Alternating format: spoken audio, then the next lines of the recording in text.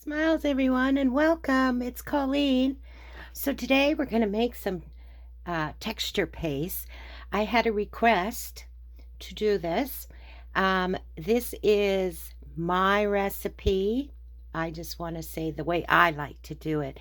I know there's other recipes out there, but this is the one that I prefer.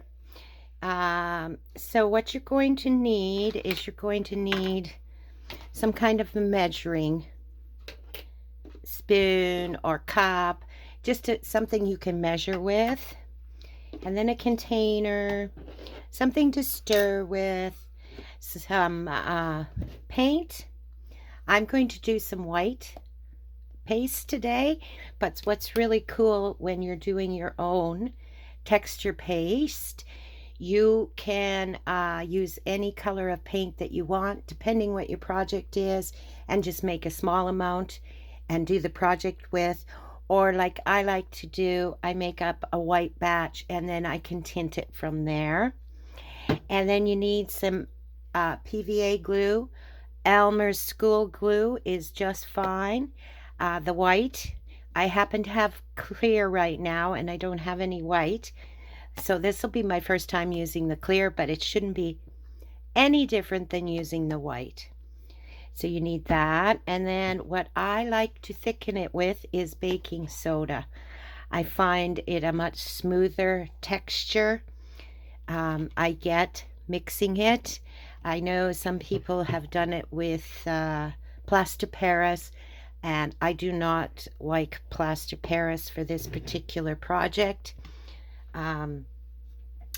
It can sometimes get lumpy over time, and so for texture paste, I don't want to use that. And then you can, getting a container that is airtight. I like to use a jar, but any airtight container is going to work to store it in, and it will last a long, long time. So that's why you can make the batch any size, any amount that you want. You could fill the whole jar, and then you'd have it on hand. I'm just going to do this in a small part today just to show you. So what you're going to do, I'm going to just put this here. This is the recipe. And then I'll hold it up later so you can take a screenshot if you so wish. So you need, I'm doing mine in a tablespoon, but you could do half a cup, just as long as you do 1 part of glue, 1 part of paint, and 3 parts of your baking soda. So that way you can measure it in whatever way you want, right? So I'm going to use a tablespoon today. So first I'm going to put my baking soda in here. So we need 3 parts of baking soda. So let's get this in there. If I can get this, I'm going to have to open this box a little bit more, which is fine. There we go. Just so I can get my spoon better in here. There we go. All right. So we need 3 tablespoons.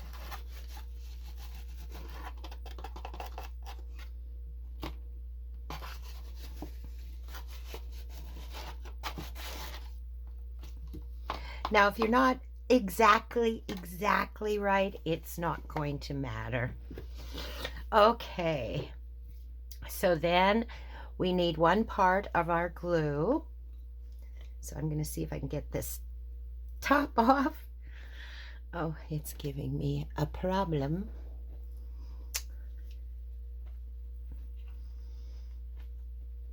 There we go, got it. Okay. So we'll need a tablespoon of our glue.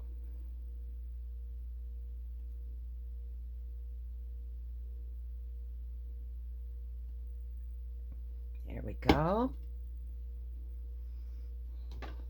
I hope everyone's having a wonderful day today. It's a gorgeous day here today for a winter day. Okay. And then we want 1 part of our paint is what we want.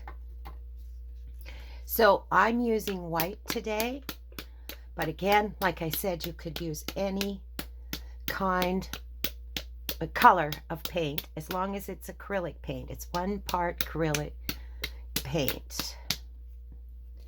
So this is just craft paint that I get at the craft store. Works just fine. Okay, so then we want a tablespoon of it. Okay, so that is it. That's all you really need for this.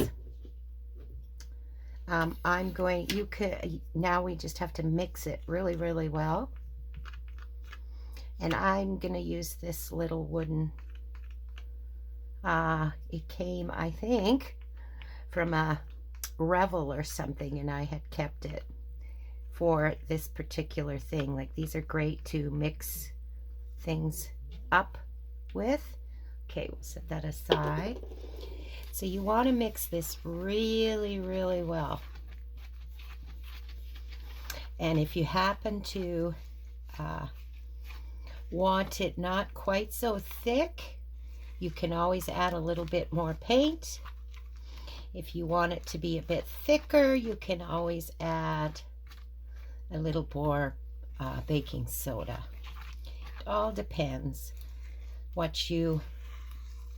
the thickness. This is almost like a thick, it's like a tar almost, right? But it mixes so nicely. The baking soda is just lovely to use for this.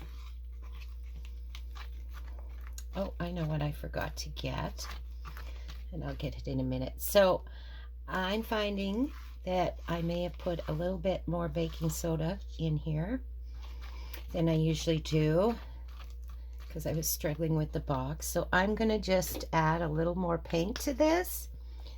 That's what's nice about this recipe. If you find you want it not quite so thick, just add a little paint.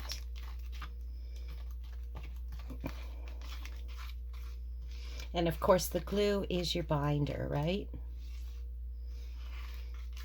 So, okay, that's a little bit better. That's more what I'm used to. Okay, I just want to get my little spreading knife here. I had forgotten to grab that, and I'll show you how well it works. So, here we go. I'll just, oh, I want that one. Or that one. The one in my other one. Just 1 second. I thought I had one that is a little less. Well, this will work. Okay. All right. So I'll just spread this and show you how well it how it looks. So I got some black papers here so you can see it very, very well. And I got these stencils here that I haven't used, so I thought I'd use them.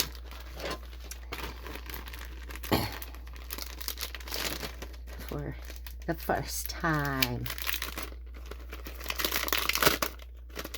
Okay. I think that'll look really pretty on this one. This thicker. Okay, let's put this one on here so I can show you.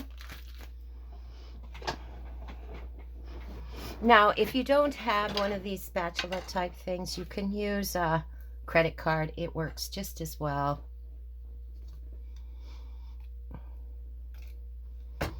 So this looks very much like the commercial texture paste. But texture paste can run up to be a lot of money, right? It's not cheap. So this is an alternative that spreads just as nicely. I'm quite impressed with how well this works out. And then, like I said, you have control over what color you want it to be.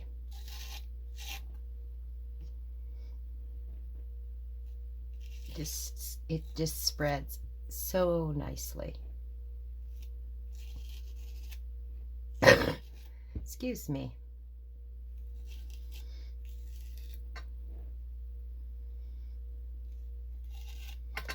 Okay, and you can use this on wood, plastic, whatever. It'll work. Okay. So there we go. Isn't that beautiful? And spreads like butter. So you can see the thickness, I hope, of that. So I'll do it one more time so you can see, and I'll spread it a little bit thicker this time for you. So how about we use this one? Oh no, let's use this one. Kind of like this one.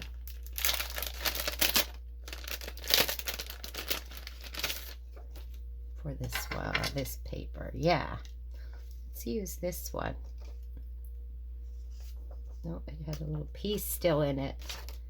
Sometimes when you buy stencils, that they've cut it, but it hasn't fully come out sometimes. Okay, there we go.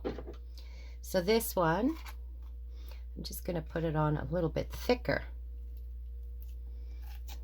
So you can put it on as thick as you want, or as thin as you want, right? That one was a little thinner, so I thought I'd show you how you can. This works just as good when you want a thicker amount. You want your texture to really show high on your piece. You can use this on canvas. Anything that you would use texture paste on, this works well. Okay. So now the reveal. Oh, I did it got under a little bit on that side, but that's okay. I was being fast about it. Okay. So isn't that gorgeous? And I'm hoping you can see the thickness of that. So I'm going to just set these aside and let them dry, and then I'm going to use them on some projects. But oh, I love that pattern. Yeah, I'm glad I got that stencil. So that's how easy it is to make texture paste. And then I'm just going to transfer the leftovers into my jar, and it'll be ready for my next project. So I hope this was helpful for you. And this, I'm going to just hold this up for a minute so you can take a screenshot so you always know what the recipe is. And like I said, with the baking soda, it makes it a beautiful smooth texture. So I want you guys all to have a lovely, lovely day. Don't forget to like and subscribe. Helps the channel to grow. And I hope you have a very crafty, creative day, everyone. And we'll see and talk to you soon. Bye for now.